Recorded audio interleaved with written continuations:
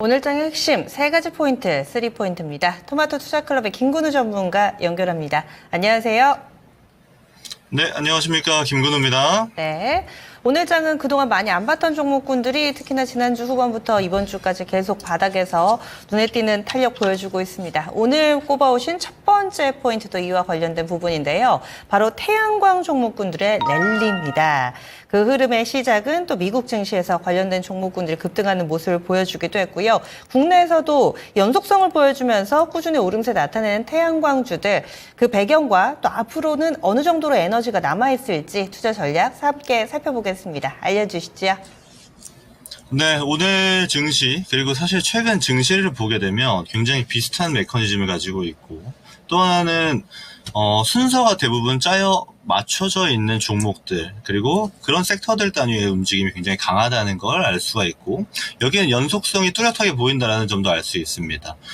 예를 들면 이런 겁니다. 우리가 지난 이제 4월, 그리고 3월, 증시가 꾸준히 상승해 오는 것처럼 지수상에서 보이는 것이 있었습니다만은 사실 그 안에서 굉장히 요동치는 분들이 많았거든요. 특히 우리가 주도주라고 볼 수 있는 반도체라든지 또는 2차전지, 바이오단의 종목들이 선별적으로 움직인 것이 그러했습니다. 근데 그 중에서 유일하게 계속 쭉 상승을 만들어줬던 거는 변압기라든지 전선 인프라 관련주들이었습니다. 변압기 관련주들 대표적으로 HD 현대일렉트릭이라든지 효성중공업, 재룡전기 같이 대형, 중형, 소형 변압기 가리지 않고 쭉 상승해주는 모습을 보여줬고, LS 일렉트릭도 마찬가지입니다. 그리고 나서 움직였던 걸 보게 되면은 똑같은 전력 인프라 관련 섹터에 포함되어 있던 전선 관련 종목들이었어요. LS 그룹주를 필두로 해서 대한전선, 가온전선, 대원전선, 여타 다른 수많은 인프라 관련주들이 같이 움직였었는데, 이런 지점은 일맥상통한 지점이 있다는 거 우리가 지금 알 필요가 있습니다. 왜냐면요, 전력 인프라 관련주들이 쭉 상승해 왔던 지점들을 자세히 들여다보면 대부분 지금 글로벌적인 전력이 부족한 사태와 묶여있다는 거 우리가 알 수 있어요. 대표적으로 전력 인프라주들이 가고 나서 그러면 전력이 부족한데 그 다음 갈 게 뭐냐를 봤을 때 당연하겠지만 이제 발전단에 있는 종목들이 움직이기 시작했다라는 겁니다. 사실 보게 되면 그래서 이번 5월 같은 경우는 신재생에너지 관련주라든지 또는 원전 관련주들 또 에너지 관련주들이 연이은 상승세를 보여주는 걸 알 수가 있습니다. 그럼 이런 전체적인 이 전력 관련 일맥상통한 지점들을 우리가 피부로 느끼고 여기 안에서 순환매가 돌고 있기 때문에 이 지점을 좀 자세히 들여다볼 필요가 있겠다라는 말씀을 전하고 포인트를 하나씩 잡아보도록 하겠습니다. 먼저 첫 번째 포인트는 태양광입니다. 태양광 종목들이 굉장히 랠리가 잘 나와주고 있는데 당연하겠지만 이 이슈를 좀 들여다볼 필요가 있어요. 같은 신재생 에너지들 중에서 태양광이 갖고 있는 특이점이라고 하면 반사이익입니다. 왜냐면요, 태양광 관련 장비, 부품, 태양광 관련 시설, 대부분의 태양광 관련 종목들 중에서 글로벌 탑을 유지하고 있는 건 중국에서 만든 기업들이었습니다. 그러면 중국 기업들이 태양광을 잘 쥐고 있었는데 여기에 근간이 되었던 건 어떤 것이었냐 하면 중국 정부가 주는 보조금이었습니다. 왜 이게 중요한 포인트냐 하면 보조금을 받는 중국 기업들 같은 경우는 특이점이 있죠. 가격 경쟁에서 굉장히 유리한 지점을 잡고 경쟁할 수가 있습니다. 그래서 이 지점을 파악한 미국이 최근에 어떤 이야기를 했냐면 이거 중국 태양광 기업들이 너무나도 저렴한 가격에 들어온다. 공정하지 않다라는 관점으로 관세를 더 먹이겠다라고 하거든요. 그럼 태양광 셀단 같은 경우는 지금 25%에서 50%까지 대폭 늘어납니다. 8월 1일 기준으로 해서. 그래서 우리나라 태양광 기업들을 그러면 살펴볼 필요가 있는데 중국 기업들이 갖고 있던 이 글로벌 점유율을 우리가 반사이익을 볼 수 있겠구나라고 볼 수 있는 겁니다. 또 특이점이 뭐냐면 우리 태양광 기업들 대표적으로 하나솔루션 같은 기업들, OCI 같은 기업을 보게 되면 내수에서 매출이 크게 발생하거나 또 하나는 미국 수출로 매출이 발생합니다. 왜냐하면 태양광 전체 수출 중에 90% 가까이 매출을 미국에서 발생시키고 있기 때문인 건데요. 그러면 미국에서 중국을 관세로 해서 제재를 발생시키게 되면 당연하겠지만 우리 태양광 기업들은 반사이익이 발생할 수 있는 겁니다. 이 대표 종목을 보게 되면 하나솔루션, OCI 방금 말씀드렸고 내수단에서 말씀드리는 거. 그러니까 아직 규모는 작지만 폭발적인 성장이 기대될 수 있는 종목으로 보겠다라면 HD 현대에너지솔루션 정도를 우리가 태양광단에서 볼 수가 있게 되는 겁니다. 태양광은 이 정도 이야기 드리고 마무리하도록 하겠습니다. 그렇다면은 지금 추가 상승 여력은 어느 정도로 보시나요? 태양광 같은 경우는 우리가 꾸준히 봐야 될 겁니다. 왜냐하면 제가 처음에 베이스로 설명드렸던 게 일맥상통이라는 얘기를 드렸어요. 뭐냐면 전력 자체가 부족한 것에 대한 일맥상통입니다. 그러면 우리가 발전단에서 계속 모멘텀을 봐야 되는 게 당연하겠지만 아리백이 있죠. 그리고 아리백 기준에 포함되어져 있는 게 글로벌 기업들의 이제 스탠다드가 되어지고 있습니다. 그럼 이 글로벌 스탠다드가 되어지고 있는 와중에 신재생 에너지 중에 대표적인 게 어떤 것이냐 하면 당연하겠지만 태양광이 나와야 되는 것이거든요. 그러면 지금 상승이 어쩌면 출발점이라고 볼 수도 있는 관점이 있을 수 있겠고, 또 하나는 앞으로 그럼 꾸준히 올라갈 거라면 조정 시에 계속 매수 관점으로 볼 수 있게 되는 겁니다. 그래서 중장기적으로 보는 모멘텀을 보시는 분들이라든지 단기 모멘텀을 보시는 분들 모두 지금 태양광, 특히 대장단인 하나솔루션은 더욱더 봐야 되는 지점이 있다라고 말씀을 드려보도록 하겠습니다. 장기적으로 그렇다면은 계속해서 봐야 될 만한 종목군이다. 이렇게 이야기를 해주시네요. 단기, 이슈를 탄 단기 상승은 아니다. 이렇게 시각으로 이야기를 해주시는데 알겠습니다. 오늘도 태양광주들 계속해서 강한 랠리 움직임을 보여주고 있습니다. 다음 두 번째 포인트 넘어가겠습니다. 두 번째로도 연장선에서 볼 수 있습니다. 신재생에너지 전반적으로 강하죠. 다른 신재생에너지 관련된 종목군들. 풍력은 사실 미증시에서는 태양광만큼 강했는데 우리 증시에서 풍력은 다소 좀 소외되는 모습 보여주고 있고요. 이제는 원전도 이 신재생에너지에 포함이 되죠. 유럽에서도 신재생에너지라고 분류를 하니까요. 거기다가 수소 관련된 종목, SOFC, 이 접점이 있는, 교집합이 있는 그런 종목군들. 신재생에너지의 범주가 다소 넓어지면서 관련된 종목군들 동시다발적인 강세 흐름을 보여주고 있습니다. 이 가운데서는 어떤 점에 주목해야 될까요? 네, 오늘 제가 이 3포인트 시간에 말씀드리는 건 다 에너지 관련 종목들입니다. 그래서 에너지 종목들이 지금 시장에서 강하고 있다는 거 당연한 거고, 시장이 강하고 있는데요. 그럼 어떤 종목에 포인트를 둬야 되는지 좀 어려워하시는 분들이 많으실 거예요. 왜냐하면 대형주 위주로만 강세를 보여주고 있는 게 아니고 중소형주 단에서도 강한 움직임을 보여주고 있기 때문에, 그러면 모멘텀을 주도하는 종목은 뭔지, 이 섹터에서 뭐가 대장인지, 그럼 2, 3등 쫓아오는 애들은 뭔지, 이런 측면 볼 필요가 있거든요. 그런 지점을 제가 오늘 분류해 드린다라고 보시면 되겠습니다. 두 번째 먼저 말씀드릴 거는 이제 고체 산화물 연료전지, 그러니까 수소전지잖아요. SOFC인데, 그러니까 이제 원리를 보게 되면 천연가스 같은 특수 물질에서 수소를 추출해서 이 수소 에너지를 전력으로 바꾸는 방식입니다. 근데 이거 고체 산화물 연료전지 같은 경우는 뭐 지금 새롭게 나오는 얘기가 아니에요. 우리 코로나 장세에서도 많이 얘기가 나왔던 겁니다. 그 당시 신재생이 주목을 받을 때. 그러면 이 고체 산화물 연료전지가 왜 이렇게 이슈가 됐을까를 보게 되면, 우선 첫 번째로 봐야 되는 거는 이제 마이크로소프트에서 먼저 첫 번째로 언급을 합니다.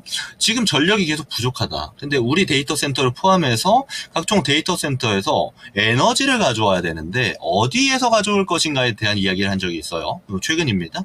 여기에 포함된 게 이제 수소전지였고, 그 수소전지가 고체 산화물 연료전지였거든요. 이 SOFC라고 하겠습니다. SOFC 같은 경우는 실제로 지금 마이크로소프트 지금 데이터 센터에서 쓰고 있습니다. 어디서 만든 거냐면 블룸에너지라고 해서, 블룸에너지가 이제 미국에서는 이 수소전지 대장주거든요. 그래서 실제로 블룸에너지가 굉장히 급등을 하는 모습을 보여줬고, 이슈로 따져보자라면 실제 마이크로소프트뿐 아니고 지금 인텔에서 진행하는 전력을 어디서 수급할지에 대한 입찰도 진행했습니다. 근데 여기서도 블룸에너지 연료전지가 들어가기로 이제 결정이 났거든요. 그리고 실제로 앞으로 데이터 센터를 설립할 때에도 들어가겠다라는 얘기도 같이 나와주고 있기 때문에, 그러면 당연히 이 SOFC가 앞으로 성장할 가능성이 높겠구나, 에너지 단에서 특히 신재생 단에서 주목해야 될 필요가 있겠구나라고 볼 수 있는 거고, 시장 단위로 보자라면 연평균 성장률이 25% 가까이 됩니다. 굉장히 큰 수치고, 이제 2033년을 기준으로 보면 8억 달러 정도의 규모를 예상하고 있는 상태입니다. 그래서 앞으로 섹터 단위로는 굉장히 중요한 섹터가 될 텐데, 근데 우리 입장에서 또 다시 볼 필요가 있겠죠. 태양광이 그랬던 것처럼. 근데 우리는 아직 이 수소 에너지를 적극적으로 투자하는 시기는 아닙니다. 왜냐하면 수소전지 또 전지뿐 아니고 수소 인프라를 어느 정도 확보해야 되는 지점이 있는데, 한국 같은 경우는 아직은 그 단계까지 들어가진 않았거든요. 그래서 지금은 블룸 에너지발 이슈가 우리 시장에도 적용이 되고 있구나. 그리고 지금 전체적인 신재생 모멘텀이 너무나도 좋기 때문에 수급을 같이 하고 있구나라는 관점으로 보시면 좋고요. 여기 포함되어져 있는 종목단을 보게 되면은 당연하겠지만 대장으로 움직이는 건 두산퓨얼셀입니다. 그리고 그 밑에 바짝 쫓아오는 게 SK 이터닉스 정도가 되겠고, 중소형 단으로 보면 범한퓨얼셀이나 S퓨얼셀, 동아화성 같은 종목들도 같이 움직이고 있다라는 것도 우리가 참고해 볼 만한 사항이고요. SOFC는 이 정도 보면 될 것 같습니다. 종목단 움직임이 근데 변동성이 굉장히 크기 때문에 저는 아무래도 태양광보다는 지속성은 좀 약하지 않을까라고 바라보고 있는 측면이 있어서 이 점을 참고하시면 좋겠고요. 또 두 번째로 봐야 될 신재생 에너지, 전체적으로는 세 번째가 되는 거는 이제 풍력입니다. 풍력은 사실 우리가 투자를 많이 할 것처럼 과거부터 이야기를 많이 했습니다만 좀 어려운 지점이 있었습니다. 뭐였냐면 규제였습니다. 예를 들어 풍력 설비 같은 경우는 굉장히 큰 규모로 지어져야 되는데 해상도 마찬가지입니다. 규제가 첫 번째로 있었던 게 이 설비의 높이에 대한 규제가 굉장히 강했고요. 그리고 아시다시피 해상 풍력 같은 경우는 바닷가 주변에 지어야 되는데 바닷가 주변에 자연을 침범하면 안 되는 규정 같은 게 있어서 이 규제에 포함되어진 설비를 만들 수가 없었습니다. 그래서 아무래도 내수시장에서 구체화되는 발전이 이루어지긴 좀 어려운 측면이 있었는데 이게 지금 하나씩 해소가 되어지는 과정이 지금 단이거든요. 특히 정책적인 모멘텀이 굉장히 중요한데 5월이 이제 얼마 남지 않았는데 해상풍력특별법이 통과되느냐 이게 이제 중요 관점으로 좀 남아 있습니다. 그래서 만약에 통과를 하게 된다라면 인허가 체계가 굉장히 쉬워지는 것이기 때문에 앞으로 해상풍력 개발에도 좀 어느 정도 집중도를 보일 수 있는 것이고요. 근데 아시다시피 해상풍력 특히 이 해상풍력 관련주들 같은 경우는 많이 있진 않아요. 그래서 중소형단 종목들은 아무래도 매력도가 좀 떨어지기도 합니다. 근데 그러면 어떤 종목들을 봐야 되냐면 대장주로 볼 수 있는 게 한 두 개 정도 됩니다. 첫 번째가 CS윈드, 우리가 잘 알고 있는 풍력 대장이 되겠고 두 번째는 SK 오션플랜트 정도로 볼 수 있을 겁니다.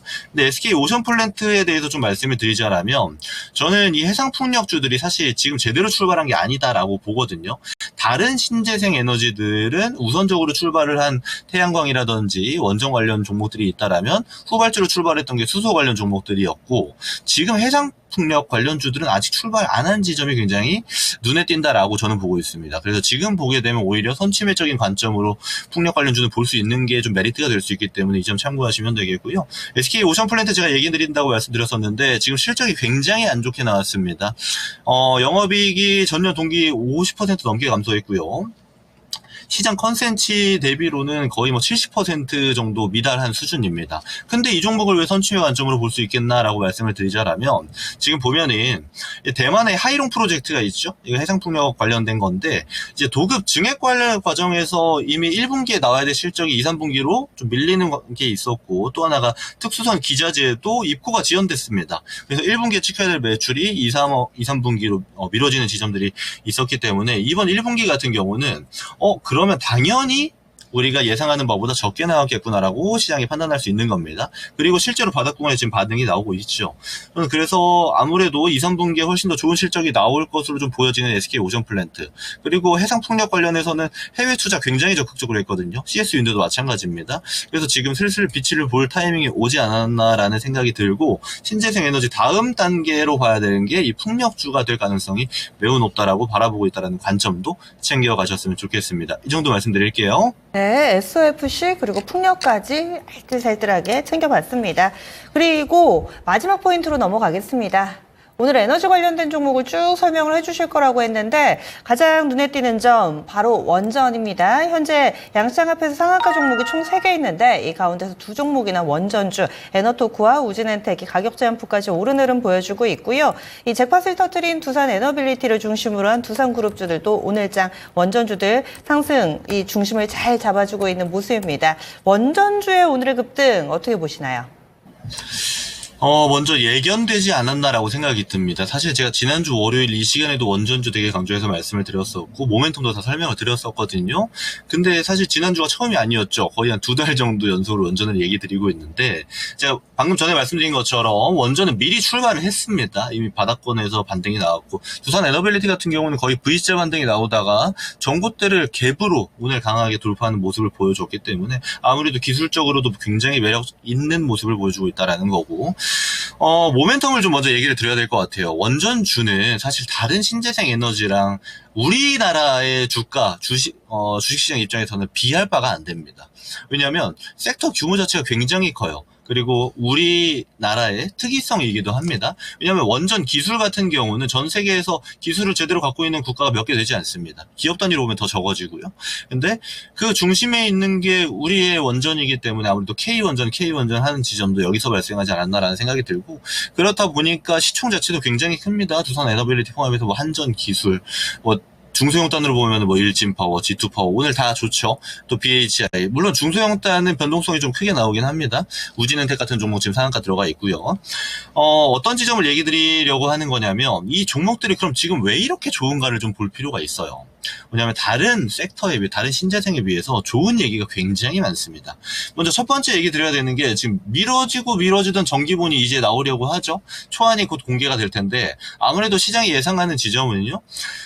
그동안 그러면 전기본이 야당의 이제 총선 승리로 인해서 어느 정도 흐지부지되게 지금 윤석열 대통령이 추진하는 바대로 안 나오지 않겠는가 이런 지점이 많았는데 지금 얘기 나오는 걸 보게 되면은 아무래도 전력 부족 사태를 여당 야당 모두가 지금 인지하고 있기 때문에 이제 정기본에서 원전이 차지하는 비중이 커지겠구나라는 지점을 들 수 있거든요. 어떤 걸 들 수 있냐면 신재생 에너지 비중이 원래 30%대가 넘어갔는데 지금 20%대로 줄어들었습니다. 그 말은 신재생 에너지에 지금 단계에선 포함되어져 있지 않은 원전의 비중이 커지겠다라는 거니까 초안을 좀 기대할 만하다라고 얘기 드릴 수 있을 것 같고요.